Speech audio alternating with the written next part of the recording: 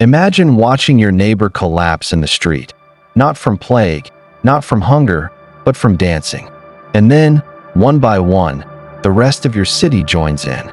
No music, no joy, just a frantic, deadly compulsion to move until your body gives out. This isn't legend. It really happened in Strasbourg, 1518. A woman, known to history as Frau Troffea, walked out into the street and just began to move. There was no music, no festival. Her husband begged her to stop.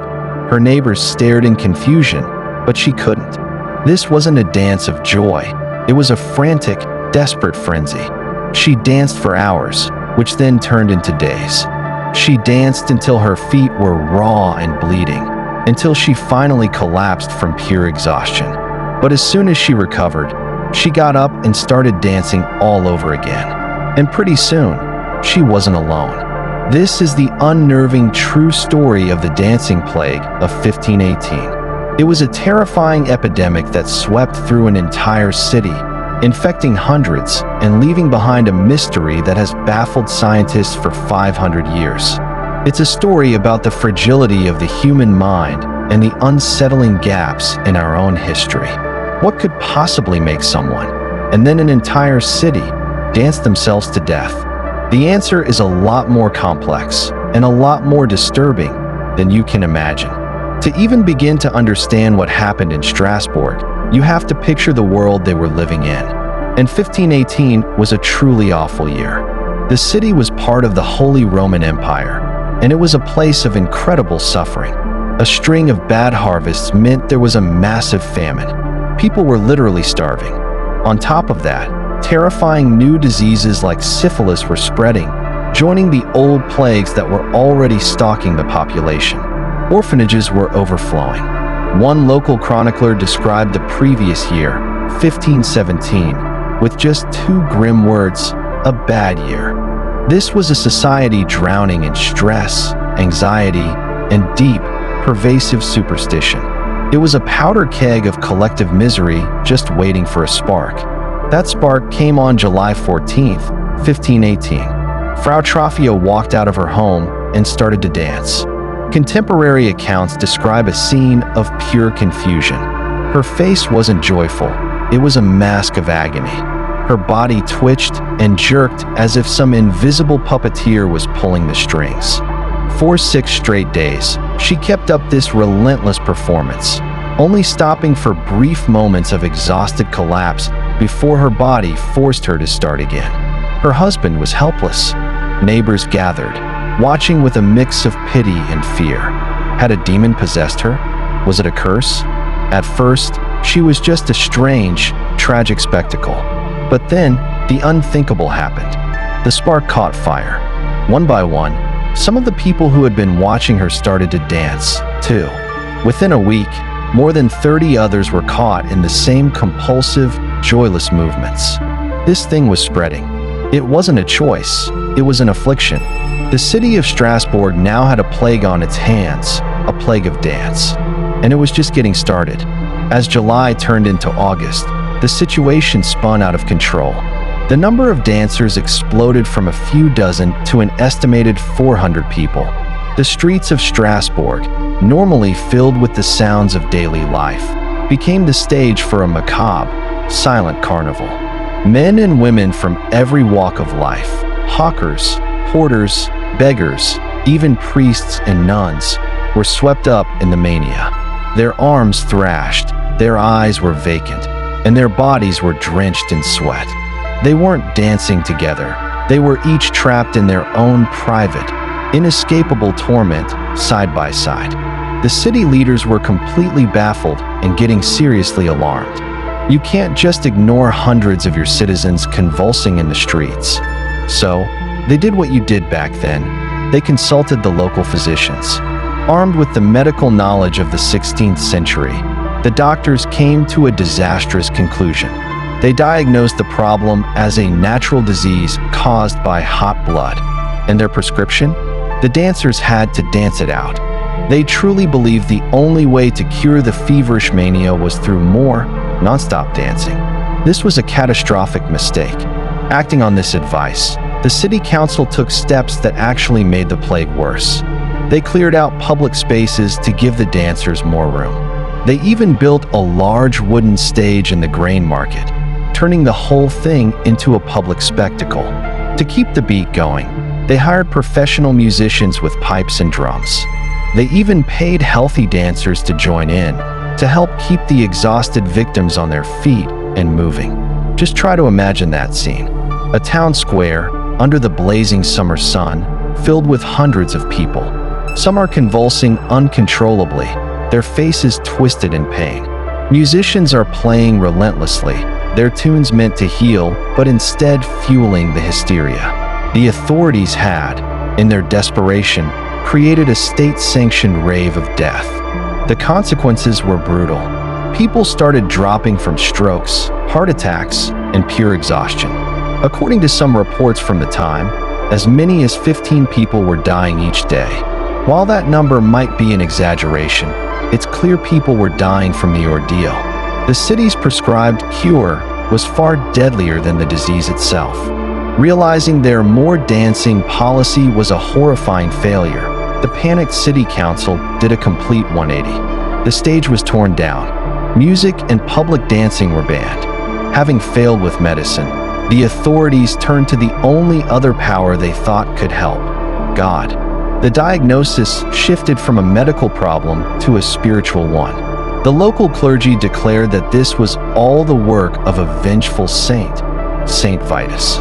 Saint Vitus was the patron saint of dancers and people with epilepsy, and it was widely believed he could curse those who angered him with an uncontrollable, frantic dance. This wasn't a new idea. Smaller outbreaks of so-called dancing mania had been recorded in the region for centuries, and they were often called Saint Vitus's dance. So, if the cause was heavenly wrath, the cure had to be repentance. The strategy flipped from forced dancing to forced piety. The afflicted dancers, many of whom could barely even stand, were rounded up and loaded into wagons. They were sent on a grueling journey to a mountain shrine dedicated to Saint Vitus, miles away. There, a strange new ritual took place. The story goes that the dancers were led into the shrine's grotto. They were given red shoes that had been sprinkled with holy water, and priests painted crosses on them with consecrated oil. Holding small crosses, the victims were made to circle a carving of the saint while priests chanted and burned incense. And slowly, somehow, it seemed to work. Maybe it was the power of belief, the change of scenery, or just the psychological shock of the solemn ritual, but the dancers began to stop. Word got back to Strasbourg that the cure was working, and more victims were sent to the shrine.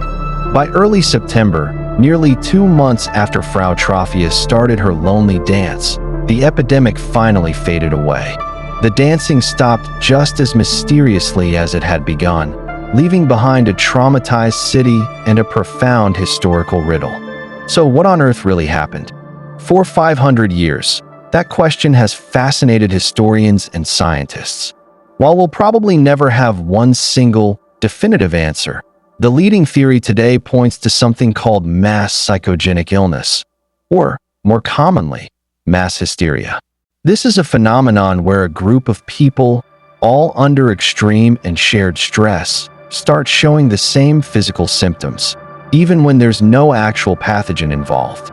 It's like a social contagion, where anxiety takes on a physical form. Think about the conditions in Strasbourg again. The city was a pressure cooker of misery, famine, poverty, and deadly disease. As historian John Waller, a leading expert on the topic, argues, this created a state of extreme psychological distress. The population was incredibly vulnerable, and in that environment, the local belief in Saint Vitus was key. The people of Strasbourg genuinely believed that an angry saint could curse them with an uncontrollable dance. So, when Frau Troffea started her frantic movements, she wasn't just a weird spectacle. She was the living embodiment of a deeply held cultural fear. Her dance became the template for others who were also incredibly stressed and suggestible. Seeing her may have triggered a kind of trance. They believed they could be cursed this way, and so, they were. Their minds, overloaded with fear and despair, expressed that trauma through the one symptom they were culturally conditioned to expect: frantic dancing. The authorities' terrible decision to build a stage and hire musicians only poured gasoline on the fire. It exposed more vulnerable people to the trigger and reinforced the idea that this was a real, widespread plague. It was, as Waller calls it, a stress-induced psychosis on a massive scale. Now, while mass hysteria is the leading theory, it's not the only one. For a long time, a popular alternative was ergot poisoning, also known as St. Anthony's fire. Ergot is a fungus that grows on damp rye, which was used to make bread. This fungus can produce chemicals similar to LSD, and if you eat it, the symptoms are horrific: violent muscle spasms, twitching, and terrifying hallucinations. At first glance, this theory sounds pretty convincing. A whole town eating contaminated bread could explain how so many people were affected, and you could mistake spasms and convulsions for some kind of dancing. But modern historians have poked some serious holes in this theory. First, ergot causes twitching, but it's very unlikely to produce the coordinated, day-long dancing that the historical accounts describe. Second, a major symptom of ergotism is that it restricts blood flow to your arms and legs. A person suffering from it would find it nearly impossible to dance for days on end. The theory also doesn't explain why the outbreak was so contained to Strasbourg, or why similar dancing plagues popped up at different times in the same general region. So, while the idea of a whole town tripping on moldy bread is dramatic, the evidence just doesn't quite add up. Some have also floated the idea that the dancers were part of a heretical religious cult, performing some kind of ritual. But eyewitness accounts make it pretty clear these people were not willing participants. Their faces showed agony, not ecstasy, and they cried out for help. They were clearly dancing against their will.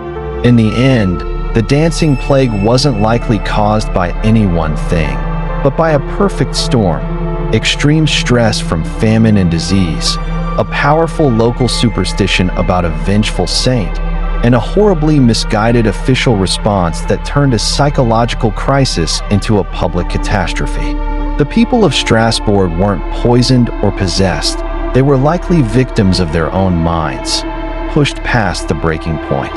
The dancing plague of 1518 eventually faded away, ending as mysteriously as it began. It remains one of history's strangest medical mysteries. It was the biggest and best documented of several dancing manias that broke out in Europe, and then, after the 17th century, the phenomenon seemed to disappear entirely. Perhaps, as historian John Waller suggests, as the specific belief in St. Vitus's curse faded from popular culture, the mind lost its ability to express trauma in that particular, peculiar way. But the story of Frau Troffea and the dancers of Strasbourg leaves us with a haunting legacy. It's a chilling reminder of the profound and powerful connection between our minds and our bodies. It shows how cultural beliefs can literally shape our physical reality and how collective anxiety can burst into a tangible, physical plague. And it makes you wonder, just how fragile is the human psyche? Under the right conditions of extreme stress and fear, could something like this ever happen again? The dancing plague is more than just a weird historical footnote. It's a story about a time when fear and faith collided, resulting in a tragedy where the only cure on offer was to dance, and dance, and dance, until you died. What do you think really happened in Strasbourg in 1518? Was it a case of mass hysteria fueled by terror and superstition? Or could there be another explanation that we've missed? Let us know your theories down in the comments. This is one of history's great unsolved mysteries, and the conversation is far from over. If you want more stories that peel back the veil of history to reveal its strangest, darkest secrets, then don't just watch. Be part of this journey. Hit subscribe, tap the bell icon, and join us as we uncover the forgotten horrors and mysteries the world tried to bury. Don't let history's strangest stories dance into oblivion. Thanks for watching.